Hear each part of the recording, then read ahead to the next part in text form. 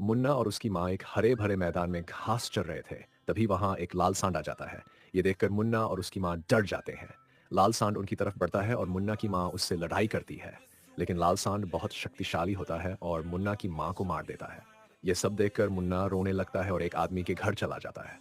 वह आदमी मुन्ना को अपने साथ रखता है और उसे खूब चारा खिलाता है। कुछ दिनों बाद मुन्ना बहुत बड़ा और शक्तिशाली हो जाता है और अपनी माँ की मौत का बदला लेने के लिए लाल सांड के पास जाता है। लड़ाई शुरू होती है। फिर मुन्ना उस लाल सांड को उठाकर जमीन पर पटक देता है, जिससे लाल सांड रोते हुए वहीं मर जाता है। अरे, क्या आपने इस मुन्ना के लिए लाइक नहीं किया?